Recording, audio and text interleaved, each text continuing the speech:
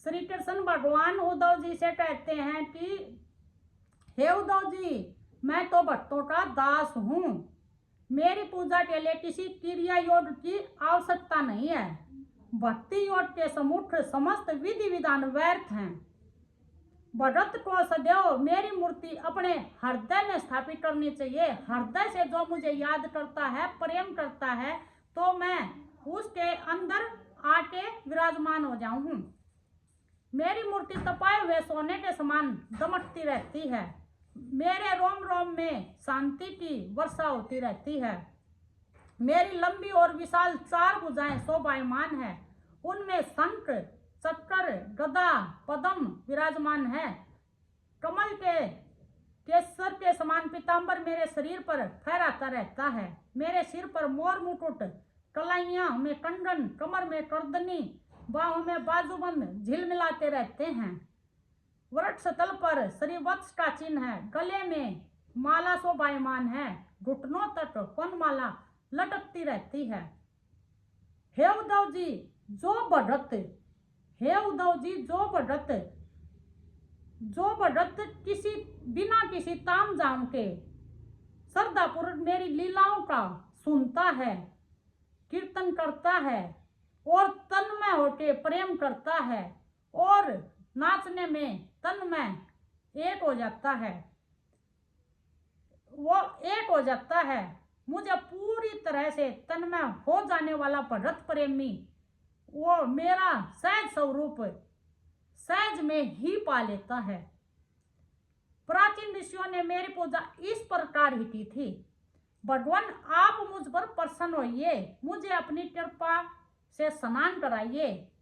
मैं तो इस संसार सागर में डूब रहा हूँ। मृत्यु मेरा पीछा कर रही है। मैं भयभीत होकर आपके शरण में आया हूँ, पर वो आप मेरी रक्षा कीजिए। इस प्रकार पूरा समर्पण भाव से जो मेरी पूजा करता है, पूरे समर्पण भाव से जो मेरी पूजा करता है, उसका लोक परलोक दोनों ही सिद्ध हो जाते हैं। भक्ति योग ही सबसे बड़ा और शुद्ध क्रिया योग है। इस योग से बड़ा कोई भी नहीं है। भक्ति जो सबरी माँ ने की थी, नवदा भक्ति राम ने बताई थी, उनसे संतों का संग, सत्संग, कीर्तन करना, भजन सुनना, सत्संग, हरदम अपना चिंतन करना, ये भक्ति योग सबसे बड़ा योग है। इसको साध लो। आप गृहस्थी के काम करो, अच्छे से करो, लेकिन गृहस्थी में शरीर चाहिए, मन नहीं चाहिए। मन आप हमेशा प्रभु को दे दो। उस मन में कभी नाम, कभी सत्संग, कभी चिंतन, कभी प्रभु का रूप, कभी उसकी लीला, वो चलती रहे, उसका चिंतन बना रहे हमेशा। मनुष्य की 2 संभावनाएं हैं। पहली संभावना, एक ने पता है कि मेरे अंदर प्रभु है, वो अपने घर का काम चलाने के लिए अब मेहनत करता है और रोजी रोटी कमावे है, और टाइम मिलने के बाद वो प्रभु को कीर्तन भी करे है, सत्संग भी करे है, बार बार उसका चिंतन भी करे है, और पूरा मगन रहे अपनी जिंदगी में, नाच भी है, कूद भी है, और प्रभु को प्रसन्न करने के लिए, उसकी प्रसन्नता के लिए सेवा, निष्कर्म, ईमानदारी सब बरता, और बड़ी उसकी जिंदगी आराम से चल रही है। परिवार में रहते रहते गृहस्थी में ऐसा अपने फर्ज निभाते और वो प्रभु का टाइम मिलने पर चिंतन भी करे है। कोई बड़ी साधना नहीं, चिंतन प्रभु का अपने हृदय में बसा लिया। और दूसरी संभावना है, एक बार बार अपने काम तो करता नहीं, दुखी रहता है और दूसरों ने भी दुखी करे जावे, हाय मैं दुखी, हाय मैं दुखी। क्यों? उन्हें टाइम पर उठना नहीं, टाइम पर काम करना नहीं, टाइम पर और कुछ नहीं, बस आलस में पड़ा रहे, और प्रभु ने दोष दे जा, प्रभु ने मेरे साथ ये कर दिया, प्रभु ने वो कर दिया। प्रभु किसी के साथ कुछ नहीं करते, और जाना फिर दोनों ने पड़े हैं। जो पहला जावे है उसके साथ ज्ञान जावे, आनंद जावे और वाई जावे, कितना अच्छा था। और दूसरा जावे उसके साथ क्या है, वो तो कर रहा हो सारी जिंदगी तो छुट्टा पीछा दुखी हो रहा था, और तो वो अपने कर्मों से दुखी था, बिना करे दुखी था। उनमें समर्पण भाव नहीं था, प्रभु के प्रति श्रद्धा नहीं थी, विश्वास नहीं था। अगर आप छोटा सा कर्म भी कर दो ना भगवान के प्रति, प्रभु उसका भी आपने प्रेम लुटावे है। अगर आपने प्रभु तक प्रेम नहीं है, श्रद्धा नहीं है, विश्वास नहीं है, तो प्रभु वो आपने छोड़ देवे है।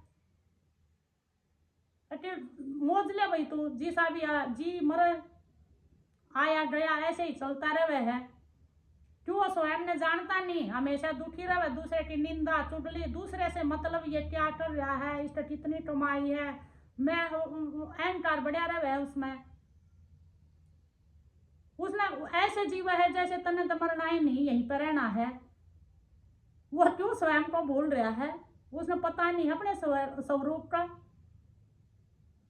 कि हमारे अंदर इतनी अमूल्य चीज है जो ये सांसों का आना जाना है, ये कि सांस खराब कर रहा है।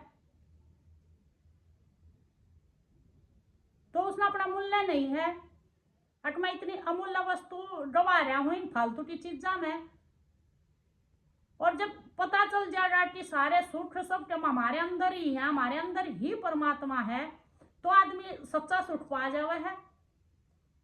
वही सबसे अमीर है दुनिया में, उस तो बड़ा बादशाह को है ही नहीं। ये तो प्रेम की बात है दो, तो ये प्रेम में ही सब कुछ है। प्रेम बिन धीरज नहीं, प्रेम बिना नहीं वैराग, प्रेम बिना जावे नहीं मन मन सा का दाग। जब आप प्रेम करोगे, प्रभु के प्रति श्रद्धा करोगे, जब आपका भ्रम टूटेगा, आपका भ्रम हो गया